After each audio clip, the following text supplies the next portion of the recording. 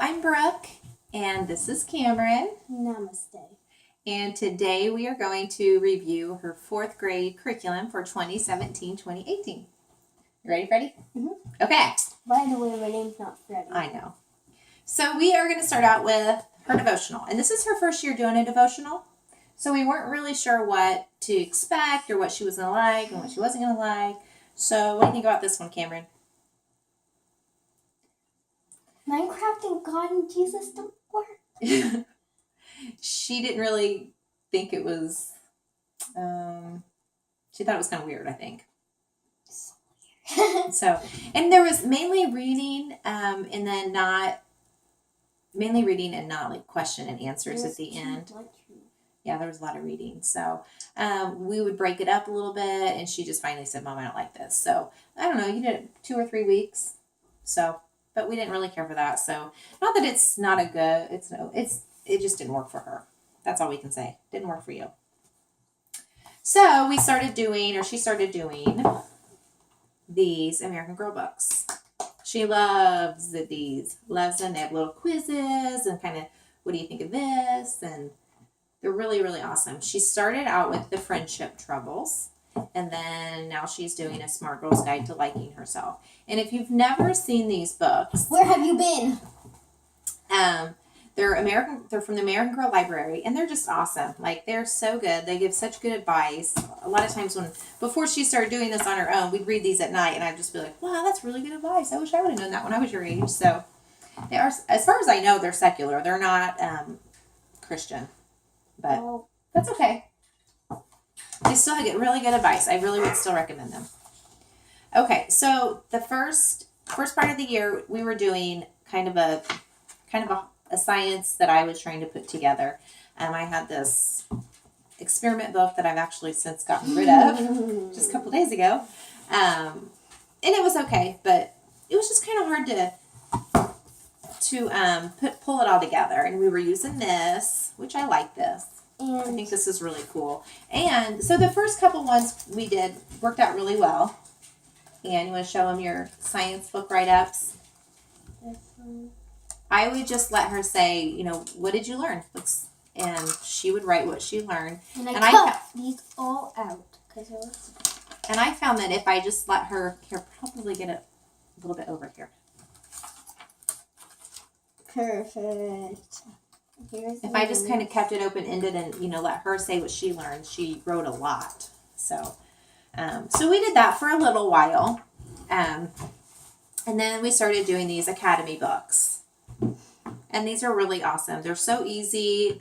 It's just each lesson they're learning a little bit more about something.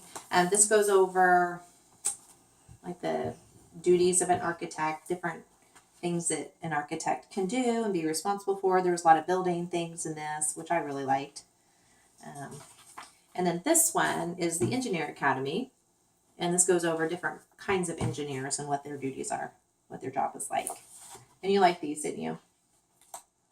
I did too. They were easy as on the parent side. I never was like, oh my gosh, I hope we can do that experiment or that activity. Like, everything was totally doable. So the next thing, there's one that we have not done yet because it's been really cold out and the ground has been frozen. But yeah, we could probably do it today. So okay, Fix It Grammar. I really like this. It's the first year we've done a grammar curriculum, and they are like rock stars of grammar now. It was, at the beginning, it was really hard because we didn't understand it, but now it's pretty easy and fun. Yeah. Because it's just like, like we understand it so much more. Yeah, because you do it. There's so much repetition. And the story is interesting, isn't it? Yeah.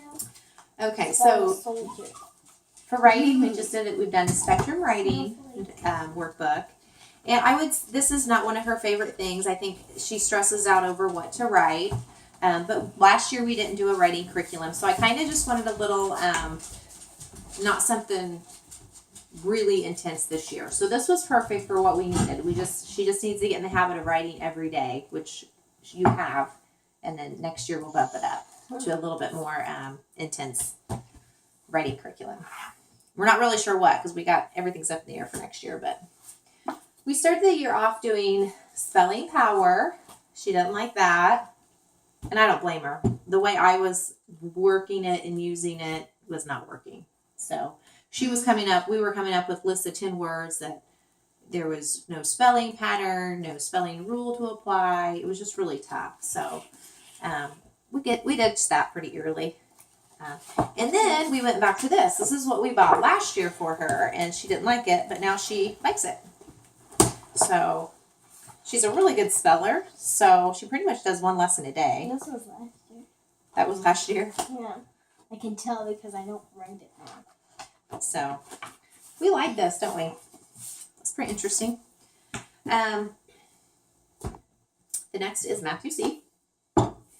This is one of those where it really works. They're learning math. I feel like it's at a good pace, but they're getting bored with it. So we're going to try something different next year. So we're open for suggestions if anybody has any. Snowflake's really sad because Ashley's playing outside without her. Okay. We started the year off doing an Illinois unit, and every other day we would do a survival skill. And how we use this book. This is a really fun book. This is a really good book. I mean, it's just the first time they ever played school, they used this book. Didn't you? With your LPSs? Yeah. So what they would do is, like, it would be Cameron's turn, and she would just pick any survival skill out of there. And I'd pretend like I was teaching it to Ashley. And she would teach it to Ashley, and she would question it, or quiz her. And so then on Fridays, and this is kind of a little bit of a side note, I got the idea for notebook pages from Jane from a Salty Tribe. And every Friday for a while, I would just let them pick anything that they had learned up to that point and do a notebook page. And so one time, Cameron did her notebook page on how to survive an avalanche. So that's right. Oh wait, no, that's okay. So, and it was fun for me too to learn how to do that. And we would always tell their dad what we were learning, and it was really interesting. Just a second. So since after Christmas, we started doing American history because they have not done any American history, and that was something that's important to me, even if it's just kind of brushing over, just the surface of it, which is what we're doing now. Okay, she wants to show how to survive an avalanche, and then this is her notebook And that page. guy's shooting up, and then she's crying, and he's saying help, and then it's got. You make sure they can see it. So My my girls love notebook paging. They love notebooking. Okay, so for the American history, I'm kind of using this as my timeline guide. American history homework helper. And then I'm incorporating these draw and write books. And I have another one over there that we haven't started using yet. My girls love to draw, so I thought that would be fun. Where is your... She wanted to show her Continental Soldier or not a Revolutionary. I don't really know if it's Continental or not. Okay. Do you know where it is, sis? And this is her soldier that she drew out of that draw and write. So I think it's really neat.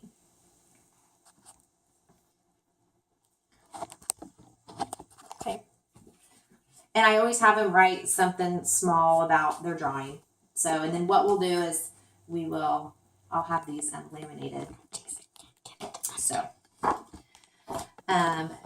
Something else we're using for American history is America A to Z. My grandma just happened to get them this for Christmas, and it's a really nice book. We use it a lot.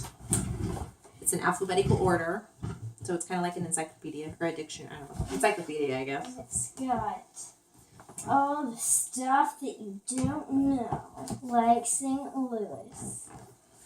I think it's had everything that we've looked at so far. Yeah. Oh, and the other thing that we're using for American history is these paper dolls. They're so fun. They come like this, and you can still get this book on eBay. You do have to cut them out yourself. But here is who's this? Pocahontas. So this is Pocahontas, and this is one of if you look at Pocahontas in this book, she's wearing this outfit. So it's pretty true historically as far as they know. And this is Snowflake, just a second. And this is Molly Pitcher. So we learned about her too. And at the beginning of this book, it goes through each what each girl, what they're famous for, and then a lot of them say where they wore this outfit, where they wore that outfit. So, okay, and then we did a poetry unit, and we used a lot of poems out of this book.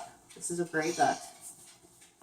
And Cameron wants to show you the notebook page that she made out from one of the poems. It's about a pug, and it was in love with a giant Great Dane, and as you know, their size differences is pretty big. And then here's a heart, because it's love. So yeah, they like the poetry. That was a fun unit, wasn't it? This is something that I wanted to share with you guys. For just a little while, Cameron really didn't like doing free reading. So I like it now because I've got the Warrior series to read. Yeah.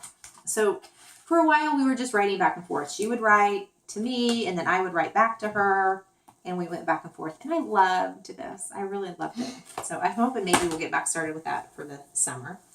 Something else we did was a speech unit. They did a couple speeches out of these. They picked an invention and just wrote a speech on it. They had to do an outline so that they learned how to outline, and then just kind of draw from the keywords and make their speech. At the beginning of the year, Cameron was doing French, and we used this workbook. She didn't use this a lot because I would give her the choice of doing Duolingo or this workbook. But I like this workbook. I mean, it tells a story, and then you learn words from that story. But Duolingo says it. You don't have to read it and try to figure out what it says, like Chanel and Raj. Mm-hmm. Yeah, that's what it. Yeah, that's why you were using two things. That's fine. We're doing building thinking skills. This is not one of Cameron's favorite things to do, but we're still doing it every once in a while. Not very often. These are all supplemental things. Here is the daily reading practice, which I love. They loved. The way this thing works is you have a paragraph, and the kids read the paragraph on Monday, and they answer the questions on Monday. And then they read the paragraph on Tuesday, and they answer the questions on Tuesday. And if they don't know what the question is, they're like, oh, I don't remember what a synonym is, then they can go back to, we tab these out to make it hopeful to them. They could go back and whatever day they were on, and then check and see, let's see, a synonym are words that have the same or almost the same meaning. So they were very independent. Once they got the hang of this, it was pretty awesome because they could sit and they could do it, and they didn't have to ask me any questions. And I think they really liked that. And the last thing I think is the word ladders. They're so easy. I love word ladders. We just keep doing them. And this is also just a supplement, but it helps with vocab and with spelling. So they start out with this word, and then it just gives them clues, and they build on that word until they get up to the top. So, and this is for grades 4 to 6. We also have it for grades 2 to 3, but mainly we're working out of this one now. So I think that's it. This is the second time we've done this video, isn't it? Yeah, so the first time there was technical difficulties. Yes. Every time we try to say something. Okay, so thank you so much. Enjoyed. Hope you're having a great school year. Goodbye.